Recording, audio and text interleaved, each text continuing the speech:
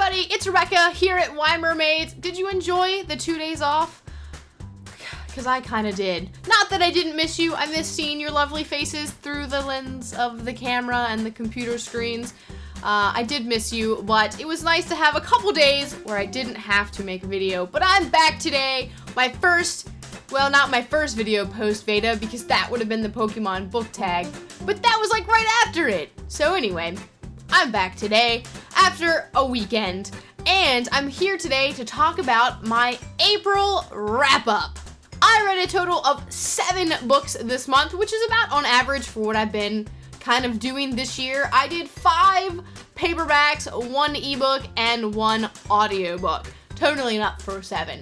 So let's just get into it. The first book I read this month was Vicious by V.E. Schwab, which is basically the story of 2 friends, Eli and Victor, who are experimenting to become extraordinaries or EOs, basically like X-Men with superpower type thing. And some stuff goes wrong and they end up hating one another, and 10 years later it's kind of that retribution, act of, vengeance that's coming on. So it's a very interesting take on the superhero kind of ideal and the good versus evil. Like, really, they're both good, but they're both evil. I don't even know if good is a word for either one of them. They're both evil in different ways, and it's kind of interesting to figure out who do you root for, because they both make some, pretty interesting points. So I gave this book a 4-star rating on Goodreads, and I really enjoyed it. The second book I read this month was recommended to me through everyone on BookTube, because basically it's Game of Thrones light, and that is Fallen Kingdoms by Morgan Rhodes. Again, I love Game of Thrones, and I love fantasy and YA, and so this was right up my alley. I did have some problems with some of the descriptions, and I felt like there was a lot of telling rather than showing, but that's kind of the par for the course with YA anyway. Otherwise, it would be like this thick instead of this thick. But I went out and bought the next 2 books in the series immediately, like while I still wasn't even done with this one, because I really enjoyed it. I found the world building to be really intriguing, and I really liked the way they did it, because it wasn't just like, bam, backstory, bam, info dump. It was like kind of throughout the reading you get a little bit more here and a little bit here, and I really enjoyed that. And I also enjoyed that it focused on the different characters, just like Game of Thrones, and how no one is really safe. But it's Game of Thrones basically if you were to put it in a teenager's perspective. And so it was pretty easy. It was not as much political intrigue as Game of Thrones, though there is some in there. But it's a lot easier to read than Game of Thrones. And so if you like Game of Thrones but want something easier, I recommend this one a lot. I gave it a 4-star rating on Goodreads as well.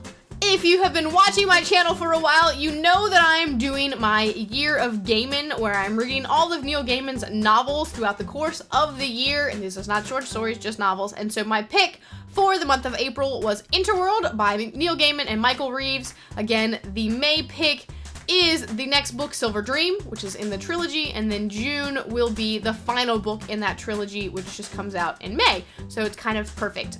Nice little 1 book a month for the trilogy.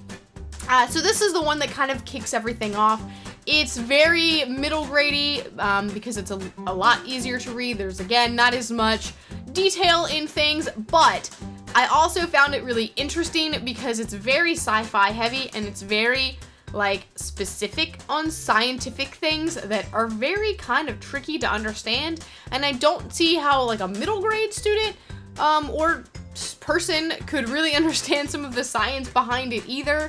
So I kind of found that a little bit of a turnoff, but I still really liked the story. I liked the fact that he can travel between worlds. You don't see that as too much in fantasy, though I did just start A Darker Shade of Magic, which is very similar. But it was really interesting. I liked the covers, beautiful.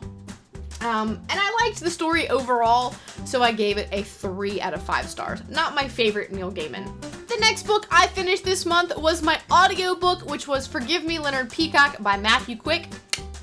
And this one follows the story of Leonard Peacock throughout the course of a day, and it's his birthday, and his plan for the day is to kill his former best friend and then himself. So it's very dark, and if you have any triggers along suicide or depression, maybe, you know, read some more about this book before you pick it up. So there is a fair warning, you know, about this. It does have that trigger. But as a teacher, someone who teaches high school students who are going through a lot of these same emotions, it was a really interesting read to me. I'm always kind of a happy person, very optimistic, and so for me to read the perspective of a depressed student was very interesting to me, and it reminded me how important we as teachers are in the lives of our students and how we could make the day just for that one student by being there for them, and that was really, really, really powerful for me. I did really enjoy that it was an audiobook. I felt that the narrator did a fantastic job of reading it. His voice was just full of anguish and emotion, and you could really kind of feel where he was coming from. So I did really like that. This was my first audiobook without a celebrity reading it, so I think it was a pretty good one to do so. Stop! Cat. So overall, I really did enjoy this book, or this audiobook. It kind of really kept me going. I was very, like, you know, had a tension and I wanted to know what was going to happen, and I really felt for this kid. It's good for people to read it and to kind of get talking about that, and so because of the way that it was done and I was really intrigued by it, I did give it a 4-star rating. Last month, I started the Mortal Instruments with City of Bones, so it makes sense that this month, and I am sort of part of the Mortal read-along as well on Goodreads, so it makes sense that this month I did pick up City of Ashes by Cassandra Clare. I liked this one a lot better than City of Bones. I felt that the characters were slightly, you know, they had slightly evolved a little bit more. I was still upset that, again, there's no parental figure really, but I liked the plot of it better. I liked that there was fighting. I still think that Clary is kind of annoying and needs to, you know, stop getting in the middle of things when she doesn't need to be there. And the whole Jace is a little bit too emo, but I did like this one a lot better than City of Bones. So I'm hoping the progression continues to go upwards rather than downwards. Also, Simon and Clary, just stop. Just stop. It's not working. Next up, I read Orphan Train by Christina Baker Klein. I kind of needed a break from YA and a little bit of a break from sci-fi fantasy, so I chose to pick up this one, which my mom had given me to read months and months ago anyway, so I decided, why not? Let's do that one. This is the story of a young girl in the late 1920s who is basically orphaned, and she finds herself on an orphan train, which were these trains that ran from like the 1800s to the 1900s, and basically shipped all the orphans from New York across the country to people who would pick them up, and usually use them for free work and free labor around the house. And that's what happened to the main character in this story, and she kind of ends up in different homes and has a hard time relating with people.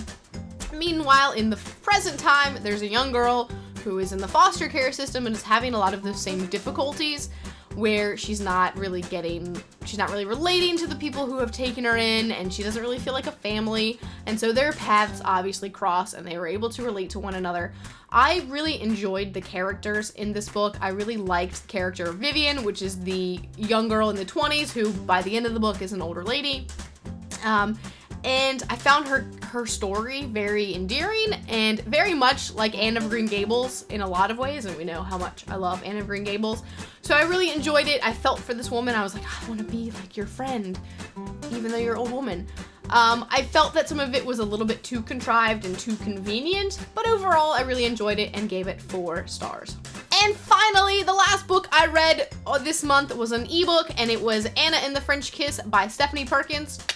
And this was the first book in that little kind of trio of books with Lola and the Boy Next Door and Isla and the Happily Ever After. I've heard a lot of good things about them, and so I decided to finally check it out because I wanted something quick and easy, and YA contemporary tends to read very quick and easily for me, so I decided to just kind of pick it up and go with it, and I really enjoyed it. I mean, it's typical YA contemporary love story, like, you know, you have the convenient thanks story where, oh, she's gonna get shipped off to Paris for her last year of high school, and oh, poor me, I have to go to Paris. Whatever, get over it. And then, of course, while she's there, she finds, like, the most perfect boy ever, who is a, like, weird British-American-French hybrid, and who would not fall in love with him?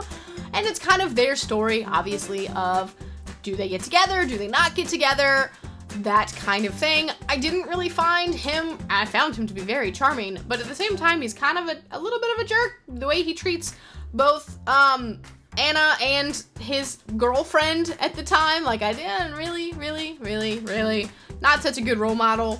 Though, I mean, he's very charming. He's, you know, he charmed the pants off of me, and I mean the British version of pants in that one. So, I really enjoyed it.